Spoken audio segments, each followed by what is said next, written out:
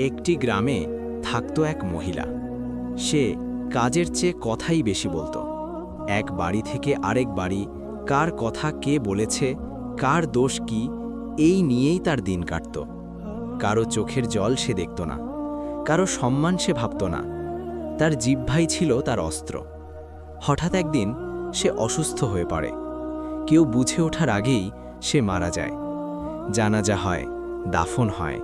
সবাই ভাবে গল্প এখানেই শেষ, কিন্তু আসল হিসেব শুরু হয় কবরের ভেতর। কবরের অন্ধকারে তার সামনে ভেসে ওঠে তার বলা প্রতিটা কথা। যে বদনাম সে করেছিল সেগুলো বোঝা হয়ে তার বুকে চেপে বসে। কবর সংকুচিত হয়, নিঃশ্বাস নিতে কষ্ট হয়। সে বুঝে যায় মানুষের বদনাম করা কত ভয়ঙ্কর গুনাহ। এই গল্প আমাদের মনে করিয়ে দেয়, জিহ্বার গুনাহ ছোট মনে হলেও তার শাস্তি খুব বড় হতে পারে।